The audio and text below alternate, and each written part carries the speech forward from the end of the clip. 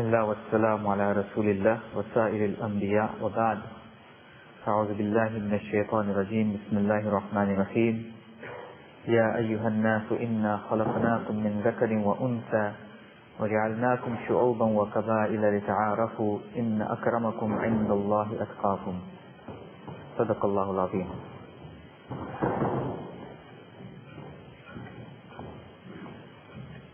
Dear brothers, sisters and friends, Assalamu alaikum and good evening.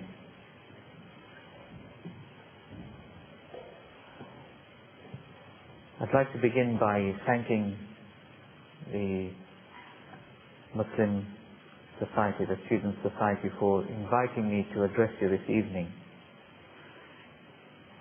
And to be quite honest with you, I always look forward to such invitations, such occasions, where I can engage with what I regard as the future of Britain, young people, regardless of faith, color or creed.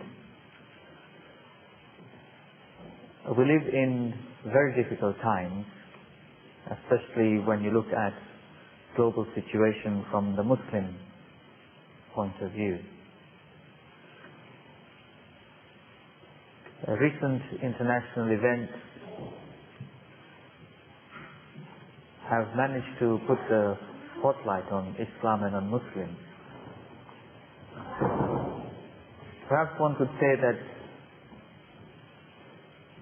despite the great tragedies, some good always comes out of a tragic situation.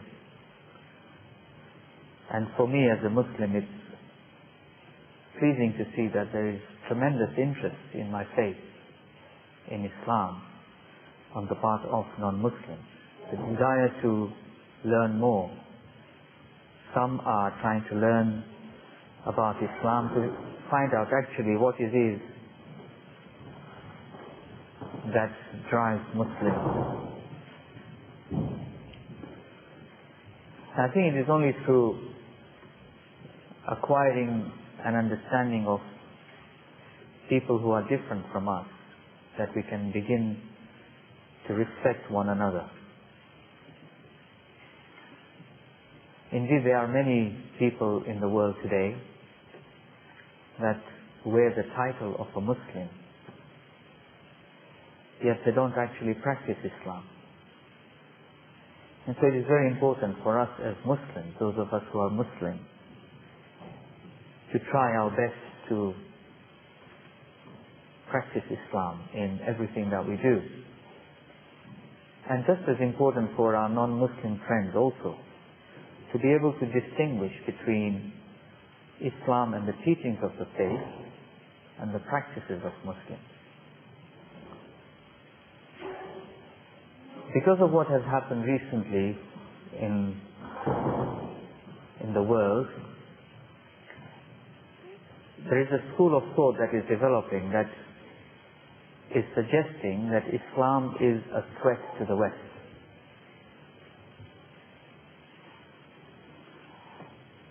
I totally reject that, because I believe that Islam is not a threat to the West.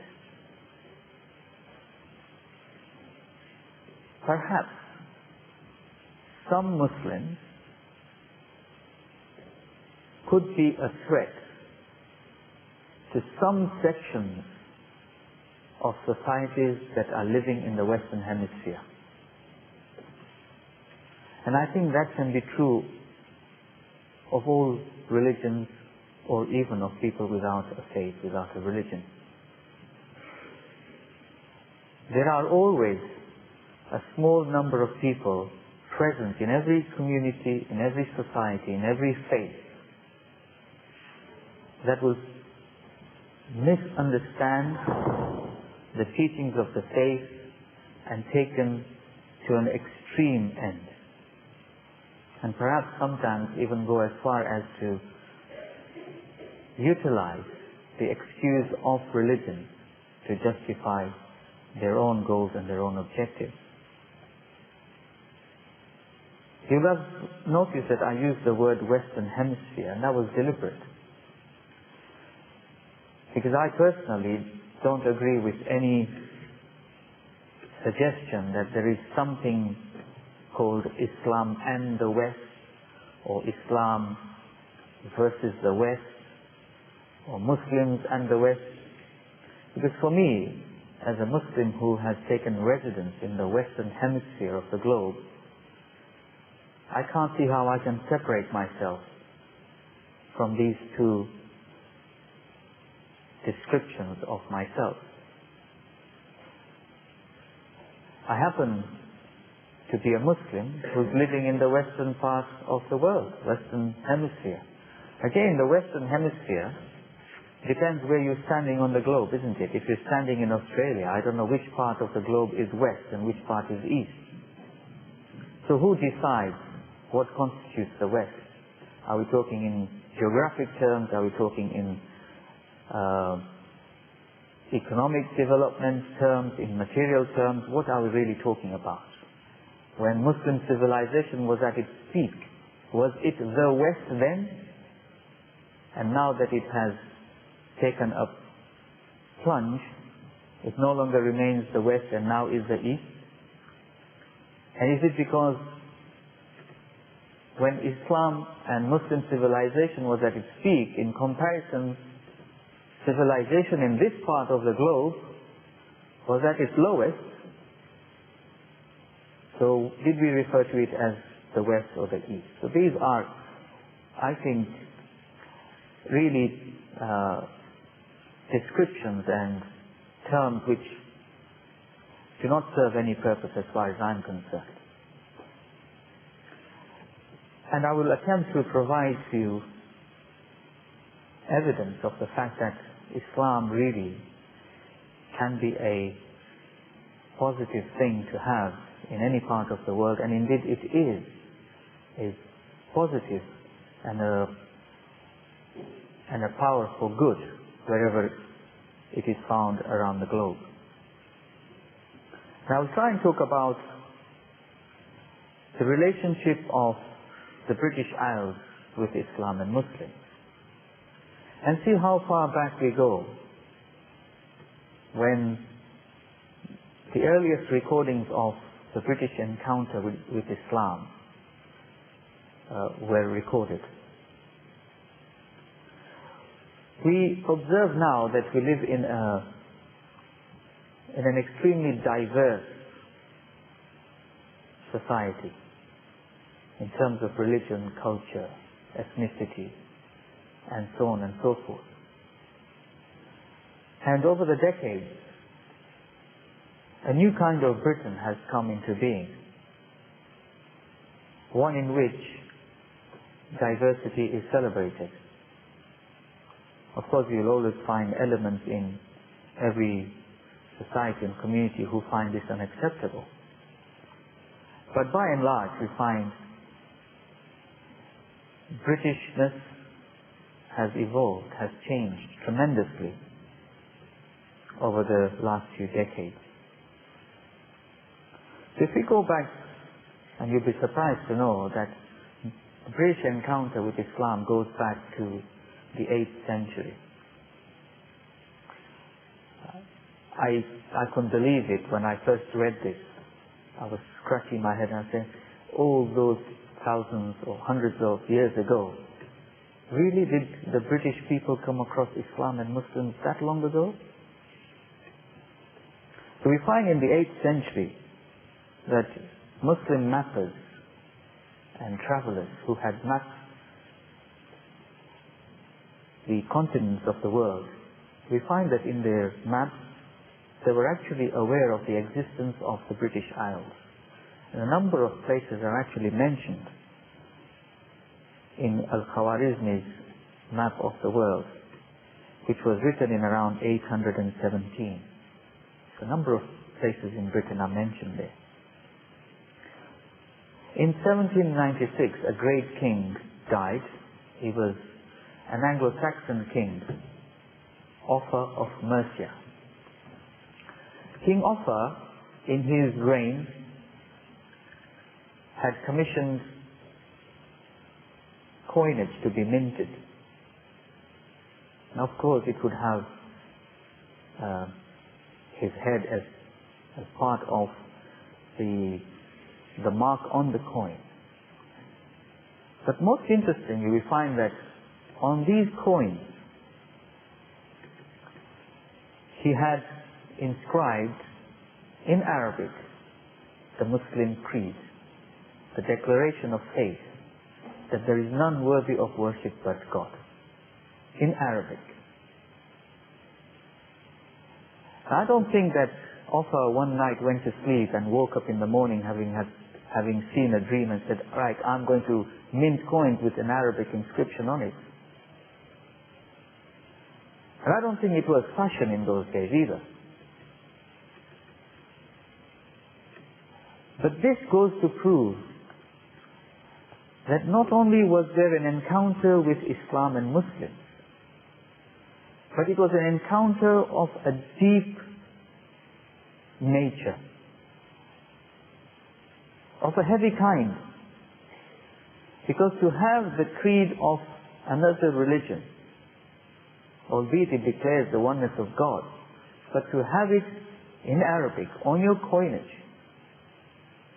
could only come about if there was true friendship, if there was true respect for one another, if there was acknowledgement that indeed monotheists who believe in the oneness of God are really worshipping one God. And there should be no reason to fight one another. And so we find this the earliest kind of evidence of British encounter with Islam and with Muslims. And not very far from the British Isles, you find on the southern coast of Ireland, a cross was found. And the name of this cross is the Ballycottin cross, a Christian cross. And it dates to around the 9th century. And this also bears an inscription in Arabic. And it's beautifully laid on the cross itself in glass beads, and it's in the Kufic Arabic script. And the inscription on this cross reads, Bismillah, in God's name. Let us look at how this encounter perhaps came into being, how it developed and how it progressed. It is generally believed that the first Englishman known for certain to have been a scholar of Arabic was Henry II's tutor, Adilad of Bath, who died in around 1125. He travelled in Syria and Muslim Spain, and he translated a number of Arabic texts into Latin. A very interesting development here, where rather than thinking along the lines of a clash of civilizations, the Britons of that day and age looked at it from a positive point of view, to say, the Muslims have something, and we want that. We want to acquire that. So they understood that just because a civilization is different to our own civilization, we don't have to be on course for a collision, but rather we can perhaps enrich our own civilization by tapping into that Muslim civilization.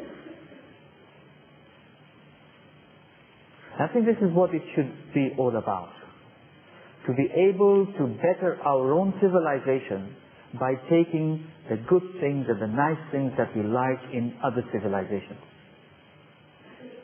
And that has happened throughout the history of mankind. And for us as Muslims, we believe that this is God's design.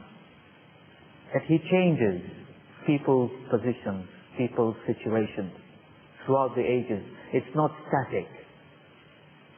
There will be a time when a certain kind of civilization will peak, will reach a plateau and fall, only to be replaced by another, and so on and so forth. And history is full of this. the Greeks, the Romans, and so on and so forth. And perhaps at this juncture, if I might add, that it's possible that it is the same British attitude that prevails today also. Perhaps it's genetically inbuilt or something. When I reflect at the French situation, it's rather strange and bizarre that the French approach to integration, to maybe bringing different cultures and different civilizations together, at least as far as school children are concerned, is that you strip every school child of their peculiar and their special identities, so that they are all equal. So Muslim girls should not wear the headscarves, Christian boys and girls should not wear the cross, and Jewish children should not express their Jewishness through symbols or through dress, etc., etc., etc. And they feel that by taking all that away, they will be able to create equality, that everybody is on a plane, on a level footing. Whereas the British attitude is very different. We find that we are allowed to express our identities in any way that we wish to. So here I am, turbaned, bearded, and nobody stops me from expressing my religious teachings in terms of my dress, and I'm allowed to do that. One might say, but yes, you are a grown-up and you're an adult, so what about school children? Well, I can assure you that Muslim school children and other non-Christian school children also are allowed freely to express their religious teachings through dress and culture and so forth. And I think the British people have something to teach the French government. Perhaps not all French people agree with the government, but certainly the French could learn something from the British. And the British have not only tolerated diversity, to say, okay, you happen to be in this country, so we'll have to live with it, we'll tolerate you. No. But I think that most British have moved on from tolerance to respect. And I don't think it stops there. We've actually moved on from respect to celebrating each other's diversity. And certainly for me as a Muslim, I will celebrate everything good in other faiths and other cultures so long as it does not contradict my faith teaching. So it's not surprising when we hear that the national dish in Britain is chicken tikka masala. Because the British have appreciated that this is something to celebrate, rather than rubbish it off to say it's too oily, it's too smelly, it's too hot, it's too this, too that. Well, they have managed to see that it is a nice dish to have once in a while, and they love it so much that it's now our national dish. Let me tell you something else. In our home, if you ask me what's the favorite dish in our home, exactly, it's fish and chips. Perhaps we have learned to appreciate this. I mean, it is really an interesting way of eating a potato, isn't it? So there we have it. It is about celebrating difference, celebrating diversity, to be clever enough to tap into the nice things that humankind has to offer one another. I think if we can learn to do that, this world will be a beautiful place to live in. So we look at how the British people, the early Britons, realized that there was an immense wealth of knowledge, of culture, of civilization in Muslim lands, and the best way that they could access it would be to learn the language, to learn Arabic. And they began to translate Arabic material into Latin. And many of us who study at universities and so forth in the different sciences owe a lot to the Arabic treasure of literature that was translated into Latin and eventually into English.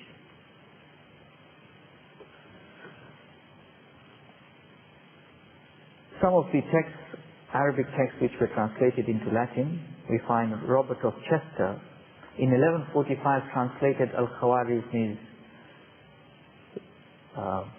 piece on algebra and mathematical calculations from Arabic into Latin. In the 14th century rather, we find that Muslim scholarship was now becoming more and more well known by the academics in Britain. Following from people like Abelard, who pioneered the learning of Arabic amongst the British, there were others who sailed from Britain in the 12th and 13th centuries in the quest of Arabic learning, and each of these came back and they enlightened their fellow country people. This included Daniel of Morley and Michael Scotus, whose translations of Aristotle from Arabic were of great value during the Renaissance. In the 16th and 17th century, this was a time when Muslim naval power dominated the Mediterranean. The whole expanse included Istanbul, the center of the Ottoman Sultanate, Aleppo, the crucial link in the silk trade route, Beirut, where all the ships from Europe used to dock, Jerusalem, the city of pilgrimage, Cairo, a center of trade, Fez, a world for a city in the western part of Africa. That whole expanse was dominated by the Muslim naval force. And when the threat of the Spanish Armada loomed in the mid-1580s, Queen Elizabeth did not hesitate to ask the Ottoman Sultan, Murad, for naval assistance against the Spaniards. And of all the countries in Europe, Britain enjoyed the most extensive trade with Muslim lands. Now inevitably, when there is such a degree and such a level of interaction, engagement and encounter, there will be what we might term as conversion, one taking on the faith of another. And in this case, it was the Britons who opened up their hearts to Islam as a faith, as a religion, and began to adopt it. And we find that the first English revert to Islam, whose name survives in English sources, in a book entitled The Voyage Made to Tripoli, written in 1583, it says here, the son of a yeoman of our Queen's Guard, and his name was John Nelson. So it's as early as 1583, perhaps earlier. And as part of encouraging the British people to venture out into Muslim lands and tap into the civilization, a chair of Arabic was established at the University of Oxford in 1636. And it is well known that Charles I collected Arabic and Persian manuscripts. The Bodleian Library in Oxford has the manuscript of a letter written to Charles from Sultan al-Walid of Morocco. And part of this reads, "To our exalted presence has come your noble servant, John Harrison, well and in good health, and with far-reaching, sincere hope. He has taken up residence with us, encompassed by kindness and treated with all manner of generosity." And that is the Muslim spirit. To be kind, to treat everyone in a manner of generosity, no matter how different they are to you. But then there were some troubled times in the history of Britain, especially of England, with the turmoil of the Civil War, when things perhaps were rocked a little, and we find mention of tolerating the Mohammedans meaning Muslims, who are living in the London area. But that did not stop the thirst on the part of the Britons to learn more about this faith, this civilization. So it was not long, it was in 1649 when the first translation in English of the Quran appeared. This was done by Ross. It was very quickly sold out and they had to do a second print. That's an indicator of its wide circulation. After this, we find that even the ruling class in Britain began to make comparisons between their people and the people who were in power in Muslim lands and the subjects that they ruled over. After whatever happened in the Civil War, when Cromwell was in power, as Lord Protector, reference to Islam and Muslims became part of the discourse. The royalists would attack the revolutionaries for the disrespect of parish priests and the rejection of the high Anglican official tenets. Ross, who translated the Quran, had lost his royal patron. He observes, and he writes, "And indeed, if Christians will but diligently read and observe the laws and histories of the Mohammedans," meaning the Muslims, "they may blush to see how zealous they are in the works of devotion, piety, and charity, how devout, cleanly and reverent in their mosques, how obedient to their priests, that even the great Turk himself will attempt nothing without consulting his mufti, the highest religious authority in Islam." The revolutionaries, according to their critics, followed their own self-declared religious authorities, while even the Sultan heeded the advice of the mufti on religious matters.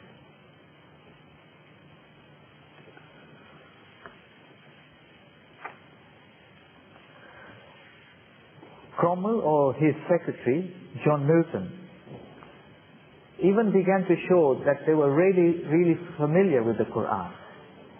And one could find through their writings and through their speech that they were actually quoting the teachings of the Quran, albeit in their own, they were paraphrasing or they were expressing the teachings of the Quran through their own words.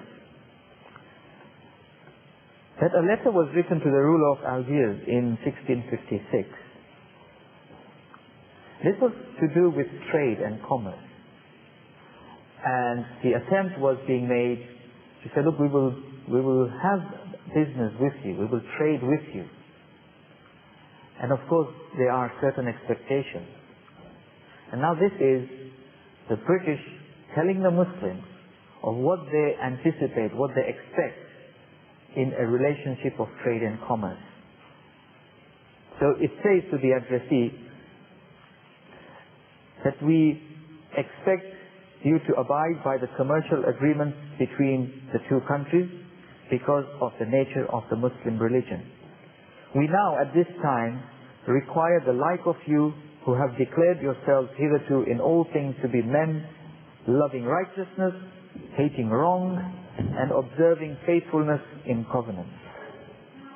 This is the exact teaching of the Quran. So here you have Cromwell or his secretary preaching this message of the Quran to Muslims across the Mediterranean, that we are doing this business with you, knowing, fully aware that you and your religion teaches righteousness, piety, and of course faithfulness in covenant. You will fulfill your promise. You will not break the contract. If we move on and look at the academics of the not so very long ago, if you look at Isaac Newton, he was much influenced by Muslim scholarship. And there was a time when he was given a professorship, but the system in those days was that he would have to abide and take holy orders. Now secretly, Isaac Newton rejected Trinitarianism. He did not accept the idea or the theology of the Trinity, which meant that he would get into trouble with the king and he would be put to death. But luckily, Charles II granted him special dispensation and said, you are an academic, perhaps this doesn't apply to you, you don't need to take holy orders, you carry on what you're best at doing. And subsequently, all other academics who held this chair were not required, they were exempted from the holy orders. But had he been put to death, we can all try to reflect back and see what gaps there might have been in modern science. We find texts in Arabic, in mathematics, astronomy, chemistry, medicine, all these that are central to higher education today and even in those days was the Muslim contribution to the development of mankind. And in order to obtain access to the advanced knowledge of the day found in Muslim lands, not only were translations commenced at Oxford and Cambridge, but preparations were made to train a generation of Arabic scholars. And it hasn't stopped since then. Even today there are large numbers of British academics who are not Muslims, but have studied Arabic and can understand it, perhaps speak it even better than some Arabs. Certainly better than I. So this is something that we reflect back on as the Muslim contribution to British society, or putting it the other way, the British ability to tap into a civilization that was different to theirs, but was richer than theirs, so they enriched themselves by tapping into that society. If we come back to the colonial period, which was a very difficult time, not just for Muslims, but other religions and other people that were colonized by countries from the Western Hemisphere, in particular by Britain. We find if we look at a map of Britain in 1897, you could see the empire stretching from the west coast of Africa, coming this way, Nigeria, all across Cairo, Egypt, coming across through the Middle East, and going all the way into the Far East. A lot of these countries had large Muslim populations residing there. And it is an undisputed fact that it is the Muslim lands that provided the manpower and the material resources that contributed to the prosperity of Victorian and Edwardian England. And it is perhaps at this point where the tide turned. It is the colonial encounter which perhaps first brought Muslims onto Britain itself in large and substantial numbers. And they were brought over as sailors and as soldiers, or perhaps they came over indeed as students. And they established their first communities in the ports in England and in Scotland, and by the turn of the century there were also several hundred Muslim traders, peddlers, who moved from town to town, city to city, selling their goods as far north as Scotland. And for a long time during the reign of Queen Victoria, she employed two male Indian secretaries. Both were Muslim, Muhammad Baksh and Abdul Karim. They both entered the Queen's service 3 days after her Golden Jubilee in 1887. And although Baksh remained as an ordinary servant, the rank of a bearer, Abdul Karim made tremendous progress, eventually becoming Queen Victoria's secretary and an influential figure in the royal household. So the royals also benefited from Muslims. And indeed, it was not long ago when Prince Charles was visiting Markfield here in Leicestershire, where he shared his appreciation with Muslims who were gathered there to say, my great-great-grandmother benefited from Muslims. And he talked about Abdul Karim. And he said, my Queen Victoria learned Hindustani from Abdul Karim. And I would add to that, perhaps a lot of recipes were probably exchanged as well during that encounter. So this is perhaps a timeline dating Muslim encounter with the British people, or the British encounter with Islam, and we can reflect back and see that there is no reason why this cannot continue to be the case. For us as Muslims now, living in Britain, having made this home, many of you are probably born here, and feel that you don't know any other home and this is your home. And so we need to now look at it from the point of view of what it can be my contribution to Britain as a Muslim living in Britain, engaging in mainstream society. What good can I bring to humanity? How can I help in nation building, to build a Britain which is not just tolerant but respectful of everyone, which gives everyone room and the space to practice their faith without hindrance, without fear, to create a society that is just, that is peaceful. That, I think, is a challenge for us, and perhaps that needs another occasion to be discussed as a topic in its own right. Well, those are a few things that I wanted to share with you. I hope that you have found that useful, and I will now invite your comments. It's very interesting for me every time to listen to what young people think. You might have some comments that you want to make, or some questions that you might want to ask. Of course, I don't have all the answers, but perhaps your question will enable me to go back and read up some more.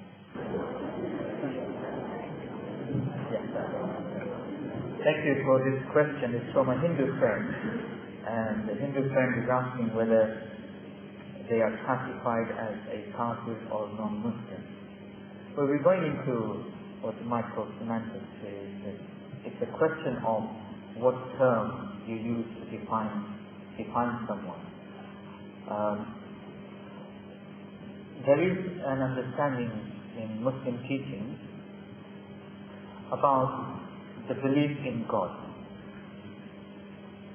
And so one who believes in God would be regarded as a believer, for example. The opposite of this would be one who rejects in the existence of God, who does not believe in God. And the Arabic word which describes rejection, the verb kafara, to reject, would be used for someone who rejects God. So you could say kafir is one who rejects God, and that is the Arabic term. I prefer to use non-Muslim because it then helps to cover everyone, whether they believe in God through a different faith tradition or they do not believe in God. Absolutely. Otherwise, one would have to continually name a number of faith traditions while they're talking. So when I say non-Muslim, it means everybody who's not Muslim. However, this is not to be taken as a derogatory term. It is simply for classification or for differentiation between a believer and a non-believer. It could easily have been any other word, which if there was another word for it in Arabic, that would have been used. We also have within Islam the understanding of the people of the book. We do not believe that the Quran is the only word of God, but there are many scriptures that were revealed before the Quran that were God's revealed scripture. And to name the three prominent ones, would include the Torah of Moses, of Musa, and the Psalms of David, of Dawood, and the Gospel of Jesus, the Injil of Isa, peace be on all the prophets. And of course there are many other books and scriptures that were revealed which perhaps we are not aware of. The Arabic would classify the recipients of these books as the people of the book, the Ahlul Kitab. So we have all these different classifications of non-Muslims from a Muslim point of view. And I'm sure that would probably be the case, certainly from other faith perspectives. Indeed, from the Christian perspective, I would have thought that non-Christians would perhaps be classified as infidels. And this is why when we look at Orientalist material, we find that infidel is used for non-Muslims, and perhaps being a translation of kafir on the part of Orientalists.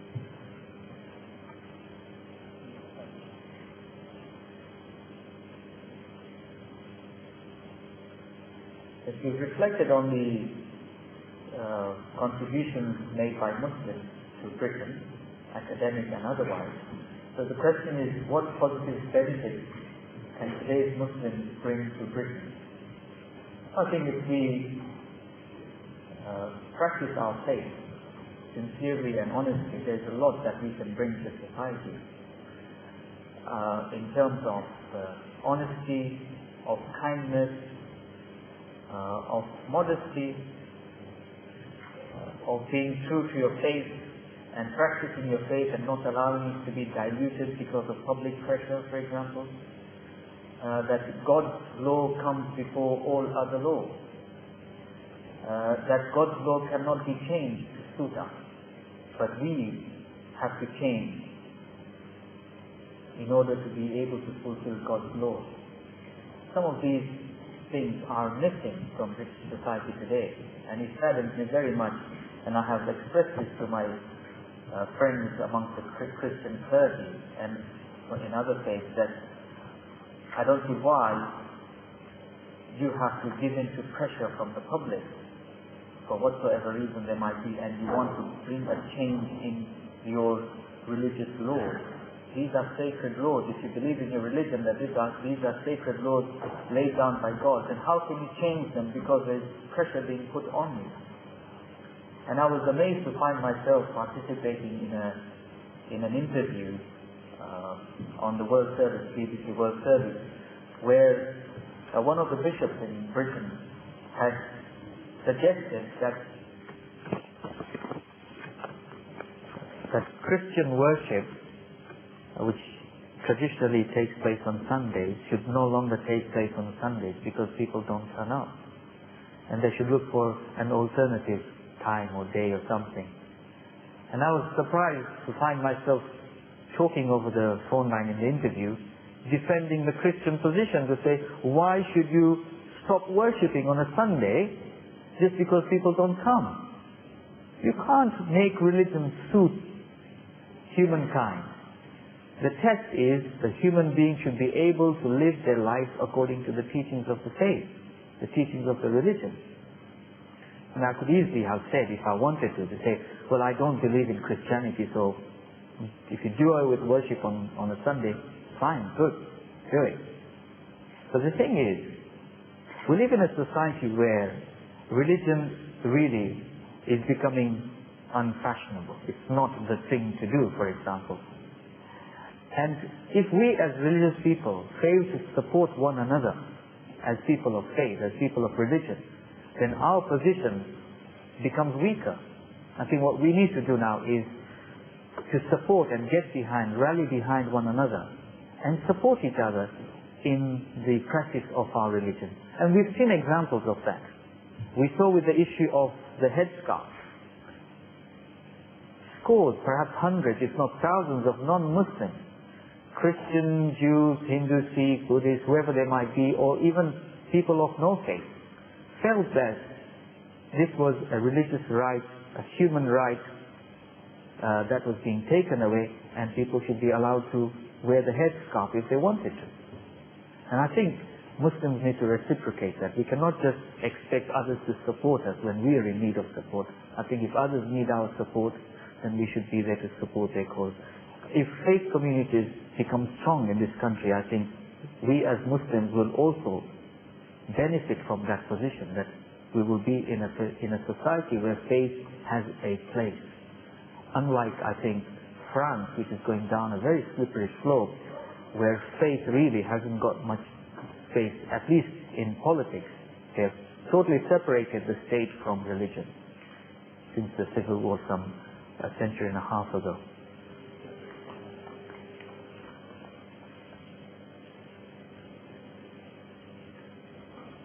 This is a very interesting question, this one, and I've been told that these two are perhaps similar. That whether Islam is at a threat from the West, from the US, the UK, and indeed other Western countries. Very interesting question. Perhaps Muslims in Muslim lands also stand up and start screaming and shouting, say, you are a threat to us. I think Islam and Muslims are not at a threat from people living in the Western Hemisphere. It's the governments that can be pinpointed. There have been times, for example, if we look back at the tragedy in the Balkans, we find that it was the US and perhaps it was Western governments that, albeit very late and belatedly, nevertheless took the steps to make sure that the genocide of Muslims and others came to an end, and the oppressors were taken to task and were removed out of the equation. It's not always the case where Muslim lands can be threatened or have been threatened by so-called Western powers. I think it's a changing situation. Today's friend could be your enemy tomorrow in terms of government. You can see how when it was useful for the West, Saddam was their buddy, and when it no longer served their goals, he became a baddie, and you get rid of him. So it's a changing situation. Politics, unfortunately, I think because it is empty of a faith dimension, it becomes selfish, it becomes brutal. I think faith is very, very important, an integral part of politics, which is why as Muslims we do not differentiate between politics and Islam or between politics and faith. For us, Islam is a complete way of life, and politics falls within that bracket of life. It's inbuilt, it's an integral part of the faith. But that's an interesting question, and I think I'm going to explore this a little further. This other one, it talks about how things are going in Britain and America and others, and it says it's only a matter of time before we get kicked out of this country. I think we need to be realistic. Of course, we can't be complacent. We can't sit back and say, well, everything is rosy in this country and everything is fine, which is why I feel it's so important for us as Muslims, and also for my other non-Muslim friends from a different religion, that we engage in British life, in mainstream situations. Whatever is happening in this country, we have a stake in it. We have to claim a stake in it. And I think we have to engage, like you all are. You're engaging at a very high level in an educational establishment. Once you have your degrees, God willing, you'll be able to access the employment market. You'll be able to be in positions where you can contribute positively to the betterment of society and of humankind. Some of you might go into politics. And that has certainly been my message to young Muslim men and women, that we definitely need to engage in mainstream politics. We cannot isolate ourselves. If we want to bring a change which will serve us better in this country, then we cannot lock ourselves away in some corner. We have to venture out and get in there and try and bring about a change in there. And just this reminds me of this kicked out bit, if the chair will allow me, something that I have shared with other young students in other parts of the country. With regard to the negative portrayal of Islam, when it is alleged that Islam was spread by force and people were forced to convert to Islam and so on and so forth. I want to tie this in with the earlier question, what British Muslims can do in Britain. In the depth of my heart, I would sincerely want all British people, not just British people, I would want every human being in the world to follow the way of life of Islam. I'd be lying to you if I said otherwise. And I think if somebody strongly believes that their religion is the best for humankind, then they will feel the same. They will want everybody to be like them or to follow a religion like theirs. That's human nature, that if you believe in something to be the best, you want it for everybody. Again, it's all part of the process of demonization of Muslims and of Islam. And I can give you a very simple example of Spain, Muslim Spain. We heard earlier on when the Spanish Armada threatened Britain, how the British approached the Muslims for help and so on and so forth. Of course, there was a time when Muslims ruled Spain for centuries. The simple question here is, if Islam was truly spread by force and people were forced to become Muslims, then all of Spain would certainly have been Muslim. Either those who rejected would have been killed or would have been expelled and sent away somewhere on ships to faraway lands. And I say this, and I say it with a heavy heart, with deep sadness, that the Muslims understood the teachings of the Quran, that you cannot force Islam on anyone, and you cannot give guidance to anyone to Islam. It is God who chooses who He wants to guide to Islam. That we left sufficient non-Muslims in Spain, enough of them that they were able to kick us out.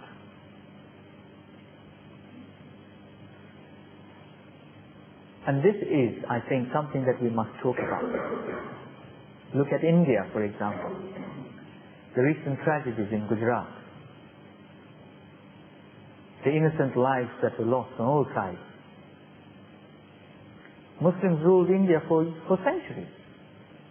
And if it was all about forced conversion, I'm not denying that there were incidents, isolated incidents. That is something perhaps very difficult to avoid. But there is no sort of active policy that you have to force people to become Muslim. And despite the centuries of rule in India, India still remains a majority Hindu country, where the Muslims are a minority. If it was a case of imposing one faith on others, I think all those centuries of rule would have enabled Muslims to convert the Hindus and the other religious communities in India to become Muslim. So this was something that that triggered off from that word kicked out of this country. We hear many times politicians, many times people in the media, and members of the public coming onto the radio or other media agencies saying that if you don't like our way of life, go back home. Well, maybe I could go back to Malawi because that's where I came from. But most of you were born in this country, and this is your home. So if you want to go back home, you just go back to Britain. You're already in Britain. So where do you go? Either they ship you off to Mars or something. I understand they found some evidence that there might be some H2O lying down somewhere. But the point is that we are now part and parcel of Britain. As Muslims and members of other religions, we form British society and we have a stake in it. And if each one of us has the desire to contribute to nation building, to the betterment of British society, I think people will appreciate us. It is when we fail to do that, that the indigenous, especially the indigenous population, begin to dislike us, or some of us. That is a crucial point. The whole table is full of questions. I don't know if you want me to go on.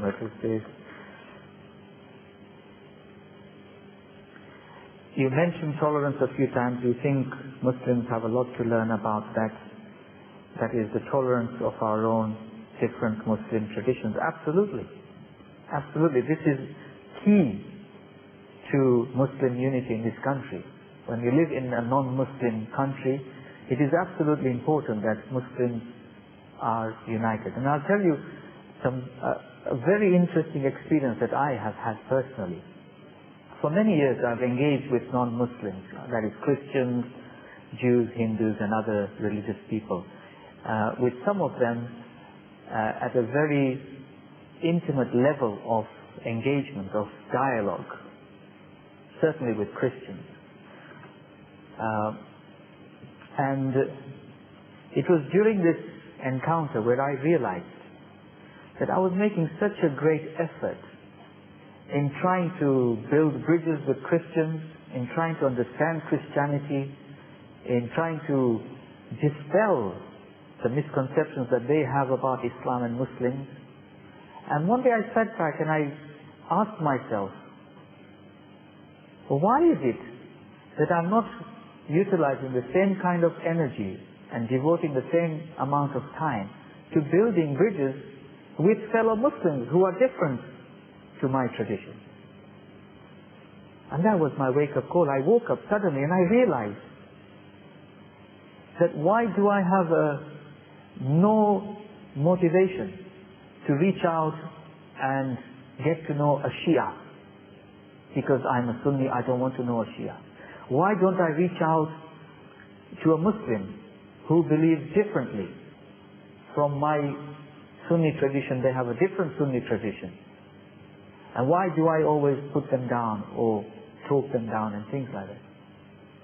And I thank God that once that dawned on me, I really now have no time for sectarian dialogue or discussions.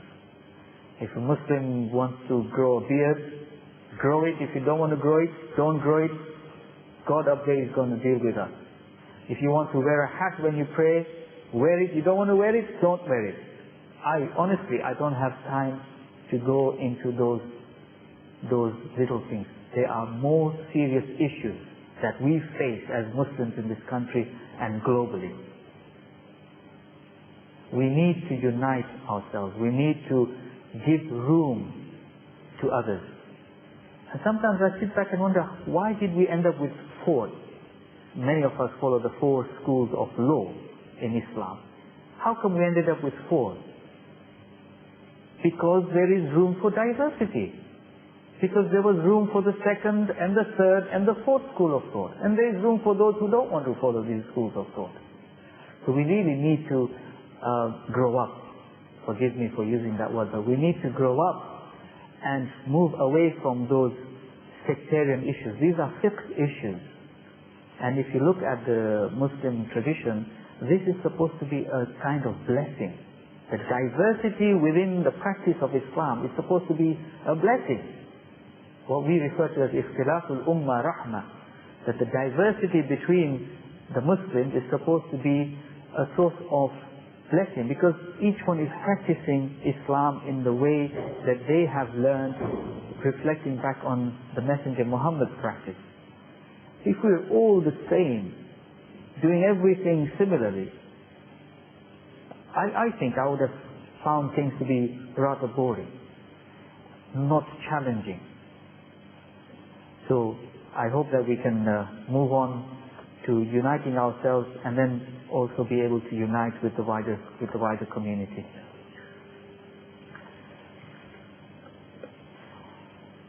Myself being a non-Muslim, I believe each and every person to be a brother or a sister. As a Muslim, do you see everyone as brothers or sisters? Are we not all equal? Are we all not family?